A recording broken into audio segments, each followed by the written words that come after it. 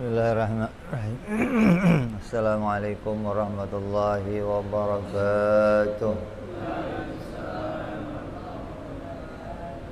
Fatiha ila ruhi sayyidina wa habibina wa syafi'ina rasulillah Sayyidina Muhammad ibn Abdullah sallallahu alaihi wa ala alihi wa sahbihi wa azwajihi wa dhurriyyatihi أن الله يعلي درجاتهم بالجنة وينفعنا بأسرارهم وأنوارهم وعلومهم ونفعاتهم وبركاتهم في الدين والدنيا والآخرة ويجعلنا من حزبهم ويرزقنا محبتهم ويتوفنا على ملتهم ويحشرنا في زمرتهم بالعافية وسلامة ثم الفاتحة لصاحب الكتاب يا شيخ الإمام أحمد بن عبد الله وصيب شرها كي صلى بن عمر دارت وحضرة الوالي الحبيب عبد الله بن موسى العطاس نفعنا الله بهم بعلومهم لهم الفاتحة أعوذ بالله من الشيطان الرجيم بسم الله الرحمن الرحيم الحمد لله رب العالمين الرحمن الرحيم مالك يوم الدين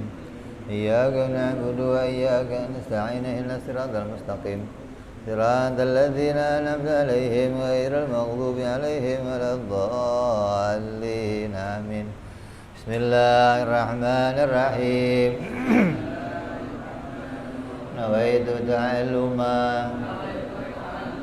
وتعليما وتذكرا وتذكيرا والنفعا والانتفاعا والإفادة والاستفادة والحثا على التمسك بكتاب الله سنة رسول الله صلى الله عليه وسلم ودعاء إلى الهدى ودلالة على الخير ابتغاء مرضاته وقربه وثوابه وحسن الخاتمة واللطف والعافية وصلاح العاقبة.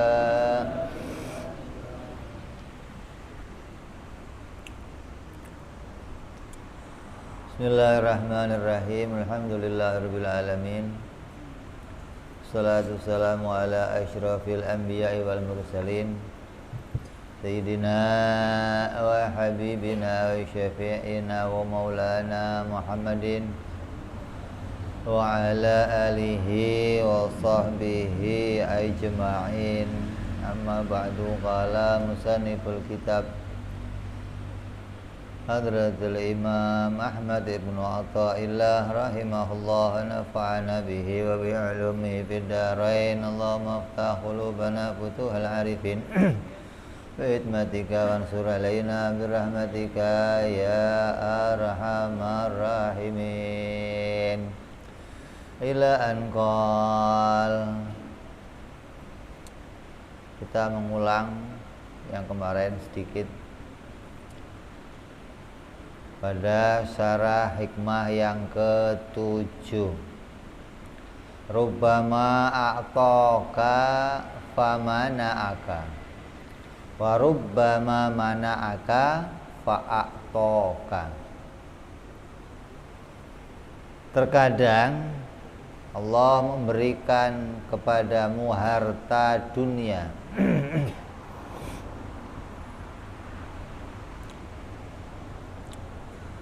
akan tetapi tidak memberimu pertolongan untuk ibadah, dan terkadang memberikan kepadamu harta dunia, terkadang tidak memberimu harta dunia tapi memberimu taufik, hidayah, pertolongan untuk ibadah. Maksud dari hikmah ini adalah kita terkadang mendapatkan dunia, dan kenikmatan, mendapat kesenangan, mendapat kebahagiaan.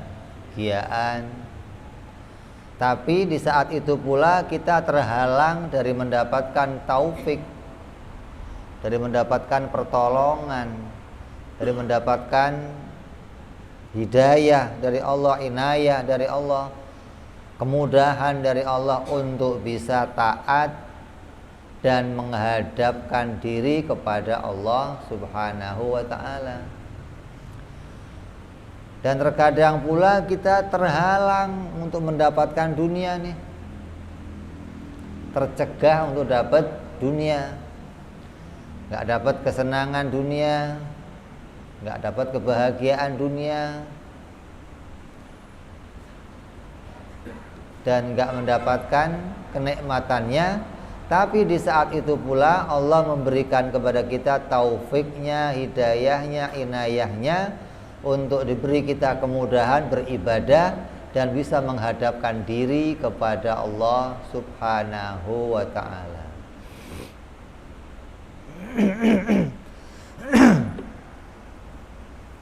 Jadi ini dibuka oleh Allah satu keran, ditutup keran yang lain gitu loh.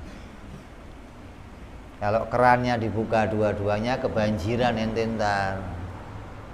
Di kerannya kadang dibuka satu, ditutup yang satu. Dibuka yang lain, ditutup yang lainnya. Dua keran ini adalah urusan dunia sama akhirat. Kemudahan dunia dan kemudahan akhirat.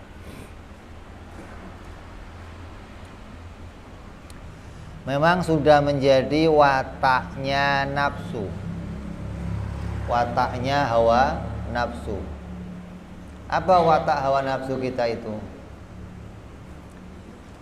Bila diberikan kesenangan, bila diberikan kenikmatan, bila diberikan kebahagiaan, maka dia akan gembira, senang, sorak-sorai. Nafsu kan begitu. Kalau dikasih kesenangan, dikasih kenikmatan, bahagia dia. Tapi kalau dikasih kesusahan, dikasih kesempitan, dikasih dikasih hal yang pahit, dia akan berontak, dia nggak seneng, dia susah. Itu wataknya nafsu. Jadi sudah lumrah nafsu kita ini, nafsu yang masih terhitung nafsu amarah, nafsu lawamah, itu begitu. Nafsu yang paling dasar itu wataknya begitu. Kalau dikasih seneng, wah dia bersorak-sorak. Kalau dikasih kesusahan, kesempitan, nggak seneng dia, berontak dia, susah diri dia. Nafsu kita itu gambarannya kayak anak kecil, sama persis. Anak kecil itu kalau dikasih permen, kasih mainan, bahagia. Kalau dikasih obat yang pahit, waduh, sedih dia. Itu wataknya nafsu begitu.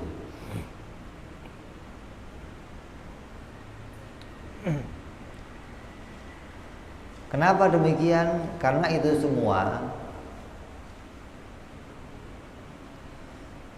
apabila si nafsu itu mendapatkan kebahagiaan, mendapat kesenangan, maka akan tersalurkan hasratnya. Hasratnya, karena hasratnya nafsu itu apa? Seneng-seneng. Kalau dia dapat kebahagiaan, hasrat untuk bersenang-senang tersalurkan, gitu loh. Maka dia bahagia kalau dapat itu. Sebaliknya, kalau dapat kesempitan, maka nafsu nggak bisa menyalurkan kebahagiaannya, maka dia susah. Pas dapat ujian, dapat hal yang pahit, nggak bisa tuh tersalurkan kesenangannya, maka nafsu lalu bersedih, lalu berontak, maunya cepat-cepat keluar dari keadaan tersebut, karena dia nggak bisa menyalurkan kesenangannya. Maka yang demikian ini kenapa? Karena bodohnya, karena nafsu itu bodoh dari mengenal Allah Subhanahu wa ta'ala. Nah, kalau kita ini dikendalikan nafsu, maka ya kita sama begitu tuh, akan jadi orang yang nggak bisa mengenali kepada Allah Subhanahu wa ta'ala. Maka apa yang kita lihat hanya zahir-zahirnya saja. Apa yang kita lihat hanya yang bisa menyalurkan kesenangan kita. Kalau kesenangan kita nggak tersalurkan, sedih. Kalau kesenangannya tersalurkan, bahagia. Itu wataknya hawa nafsu. Jadi terkadang kita mendapat sesuatu yang menyenangkan,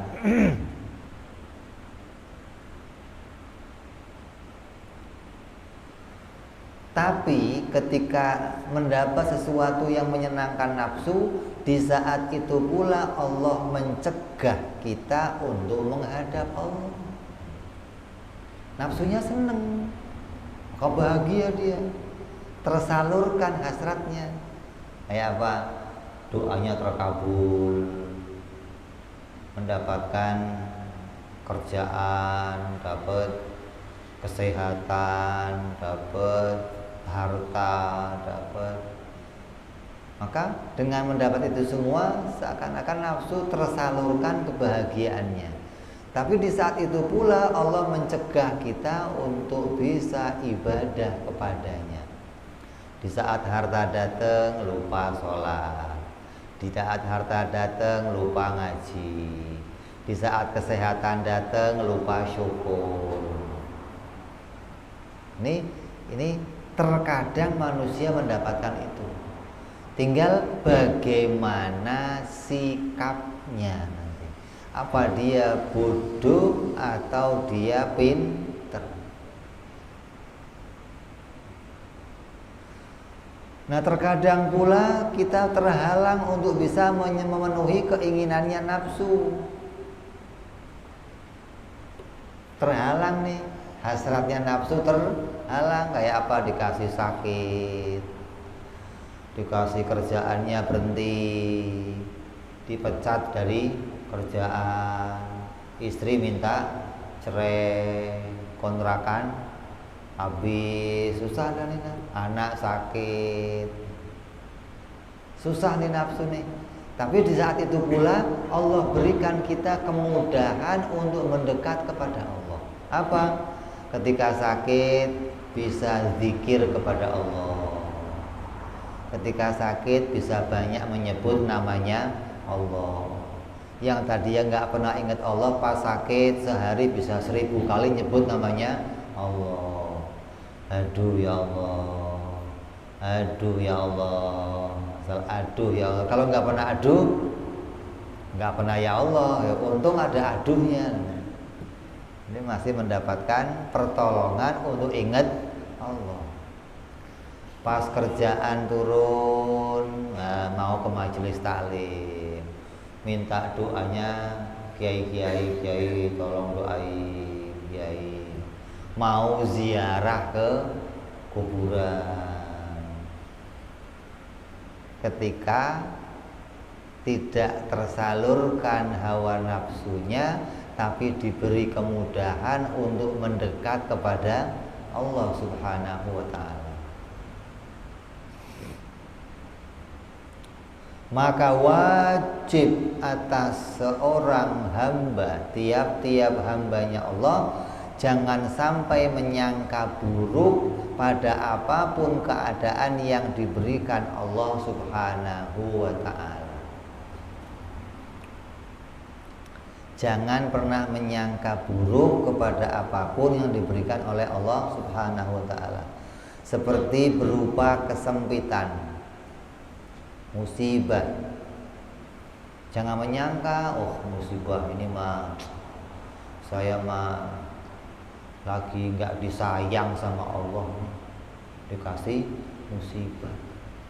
Saya mah lagi dicengin sama Allah, lagi dijauhkan dari Allah.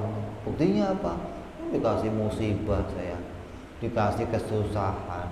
Apalagi kesusahannya bertubi-tubi. Udah susah ini datang, susah itu datang bersamaan. Kadang ada orang yang lalu tiba-tiba putus asa. Syukur. Banyak tuh. Kalau kesusahannya masih satu, mending kadang bebarengan.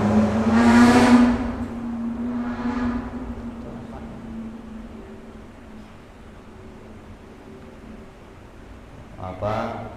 Anak sakit, istri sakit, kerjaan berhenti, kan taab semua ini, kan? Barengan pula listrik habis, kontrakan harus dibayar, kayak nggak ada jalan keluar. Wah, itu yang begitu menyusahkan. Maka jangan menyangka buruk tiba-tiba nih Allah nggak sayang sama saya nih. Juga jangan menyangka baik. Kalau pas dikasih yang pahit-pahit, jangan buruk sangka. Kalau dikasih yang baik, jangan baik sangka. Wah, Allah lagi sayang nih sama saya nih. Insya Allah, alhamdulillah, kesenangannya dikasih, doa dikabulkan, kerjaan lancar, toko nambah, istri nambah, anak nambah, gaji naik. Oh, alhamdulillah ya Allah. Ya Allah mah sayang sama saya. Jangan. Nih, dua ini, kesusahan dan kesedihan, kebahagiaan dan kesenangan, ini dua ujian dari Allah. Dua-duanya ujian. Jangan kalau dikasih yang pahit-pahit, kamu nyangkanya Allah lagi nggak sayang. Kalau pas dikasih yang baik-baik, yang manis-manis, kamu kira Allah sedang sayang. Allah caranya sayang pada kita nggak begitu, gitu loh. Caranya Allah perhatian sama hambanya nggak begitu. Jangan kita menyangka dengan cara yang salah, gitu maksudnya.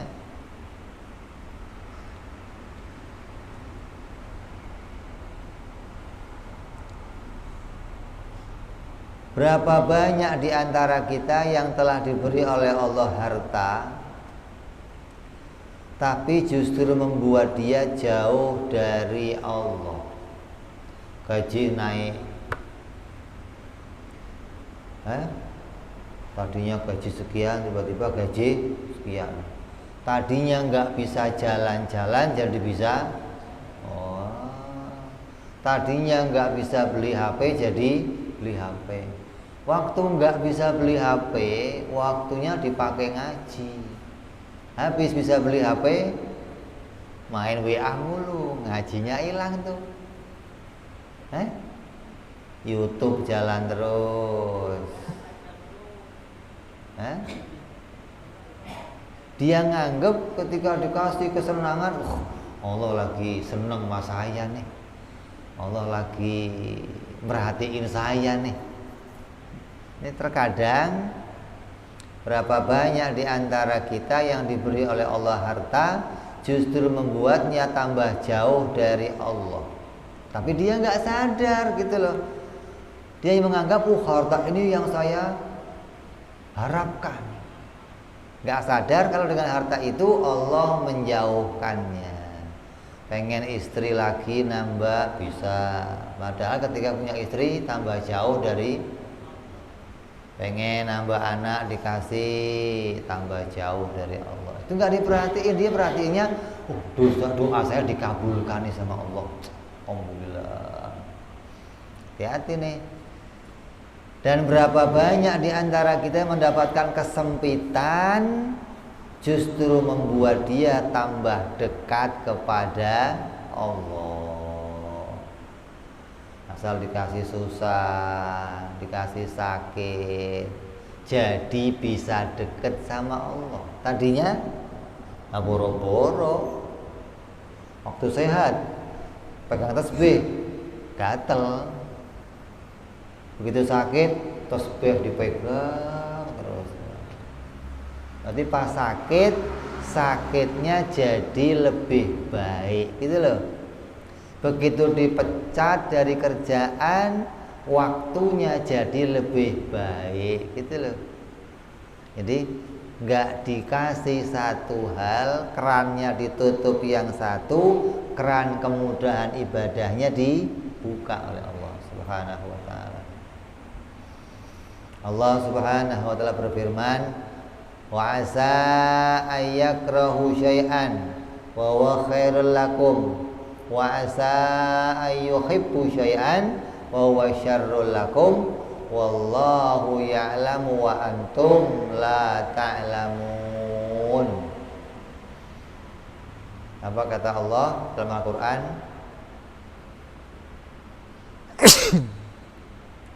Surat Al-Baqarah, Allah berfirman, boleh jadi kamu membenci sesuatu, padahal sesuatu itu baik bagimu, tapi kamu nggak seneng.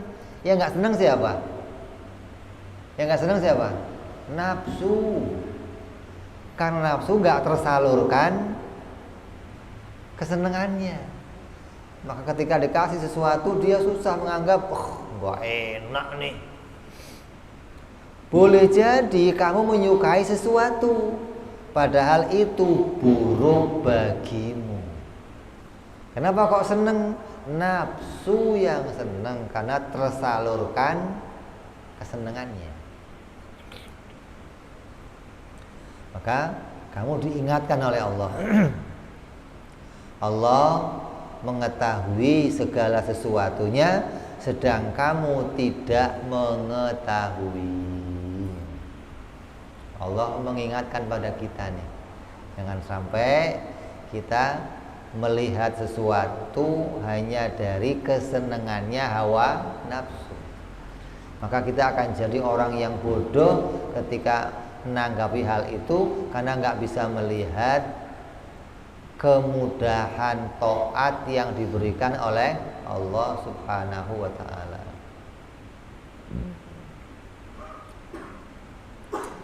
Maka dilarang bagi seorang hamba menjadikan kenikmatan dunia sebagai tanda atau ukuran kalau orang itu dimuliakan oleh Allah. Jangan kamu jadikan patokan, jangan kamu jadikan standar. Oh, orang yang dimuliakan oleh Allah itu diberi kemudahan, semua doanya dikabulkan, cari kerjaan gampang, kalau pengen apa-apa tercapai, ingin ini lancar. Oh, itu pasti orang yang disayang oleh Allah. Jangan kamu jadikan standar demikian. Banyak tuh orang yang bikin itu sebagai standar, sebagai patokan, baik dia melihat dirinya sendiri atau dia melihat orang lain. Dia jadikan patokan bahwa seseorang yang doanya asal doa dikabulkan, ngerjain proyek ini goal, ngerjain ini berhasil, ngerjain ini sukses, pengen ini dapet, pengen Allah sayang banget tuh sama dia, gitu loh. Dijadikan itu sebagai standar. Kamu jangan sampai demikian, dilarang. Sebaliknya, menjadikan kesusahan sebagai tanda ukuran orang itu dihina oleh Allah. Jangan sampai nih, Allah lagi nggak sayang tuh sama dia tuh. Apa? Ngerjain ini gagal, ngerjain ini nggak cool, ngerjain ini nggak sukses, dijadikan sakit oleh Allah, kerjaannya putus, kamu standarkan Allah pasti nggak sayang tuh sama dia tuh. Oh, hati-hati nih. Ini diharamkan, dilarang di hati kamu terlintas menjadikan itu sebagai standar. Kesenangan jadi standar Allah cinta, kesusahan jadi standar Allah nggak cinta. Nggak boleh tuh.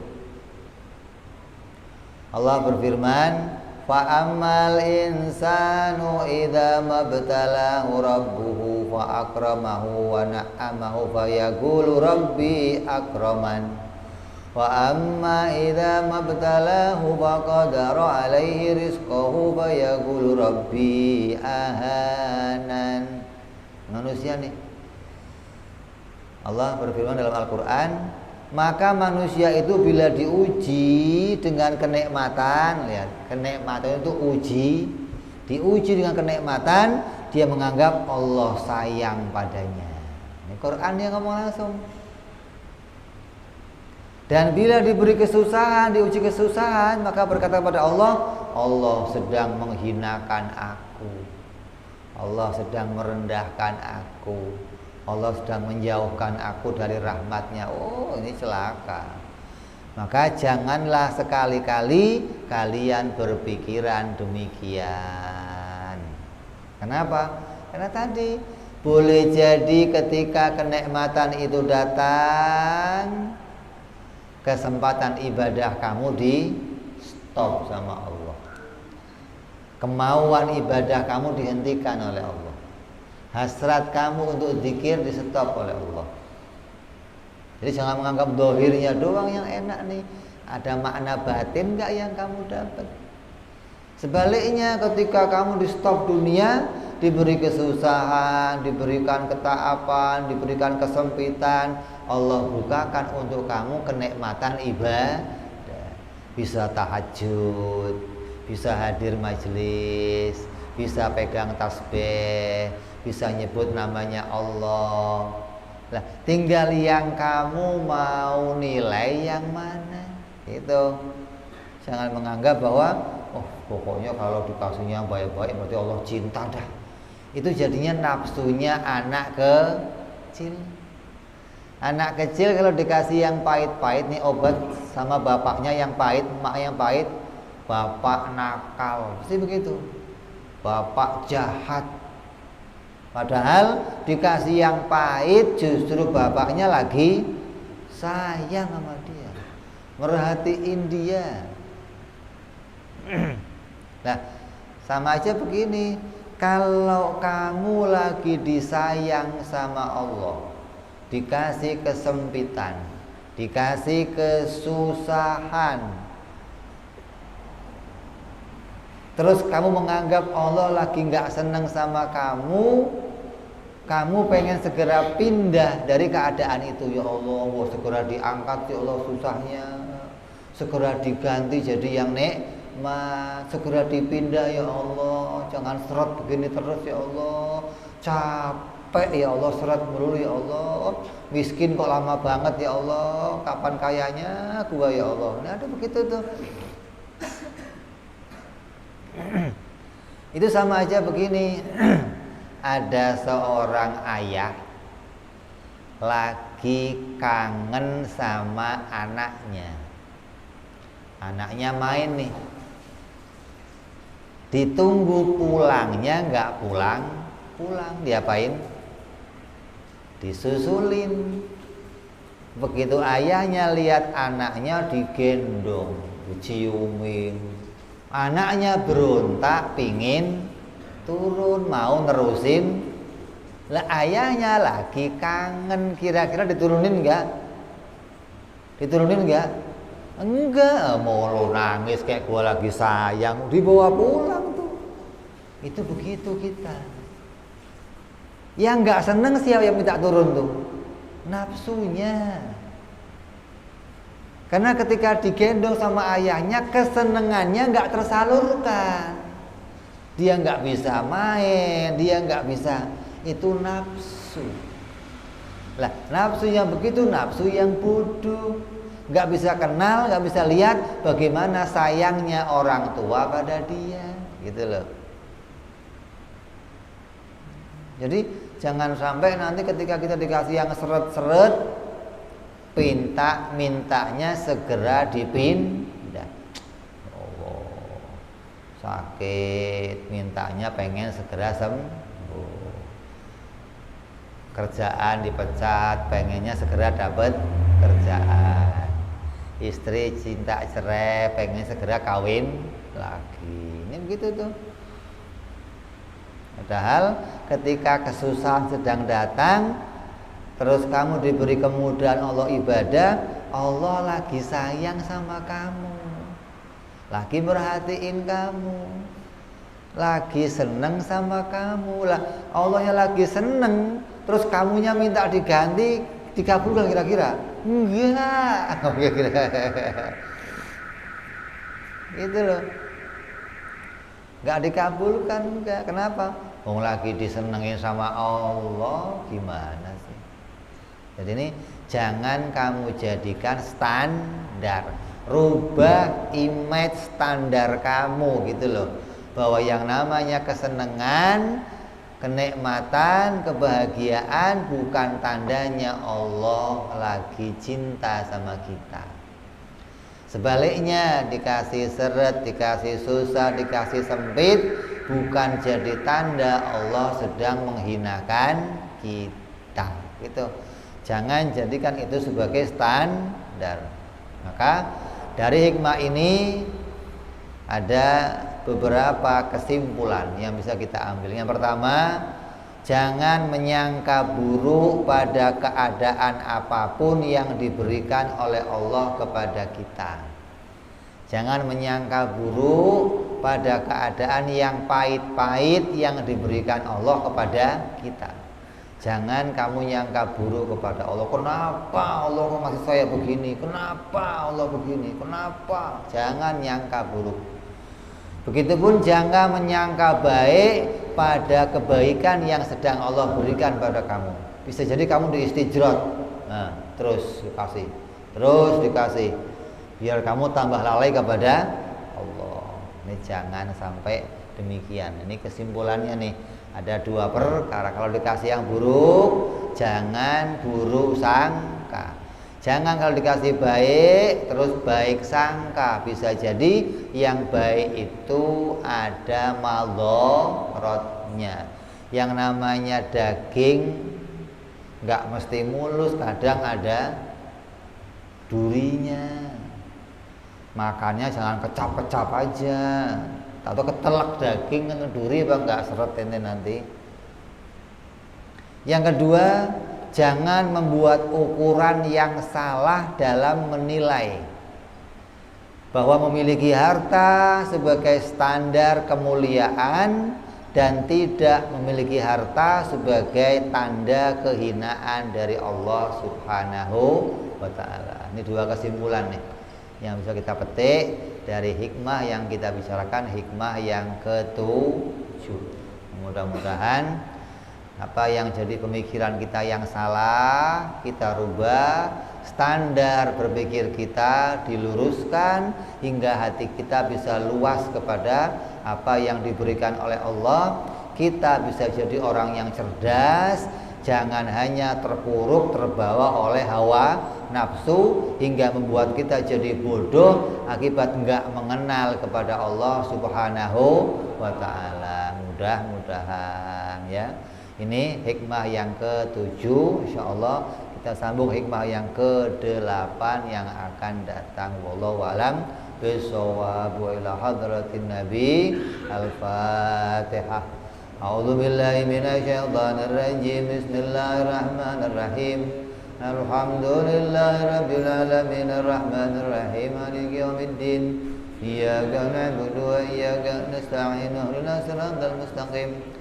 صراط الذين أنعمت عليهم غير المغضوب عليهم ولا الضالين آمين يا ربنا اعترفنا بأننا اقترفنا وأننا أسرفنا على لظى أشرفنا فتب علينا توبة تغسل كل حوبة واستر لنا عوراتي وأمن راحتي واغفر لوالدينا ربي ومولودينا والأهل والإخوان وسائر الحلان وكل ذي محبة أو جيرة أو صحبة المسلمين أجمع من ربي اسمع فضلا وجودا منا لا باكتساب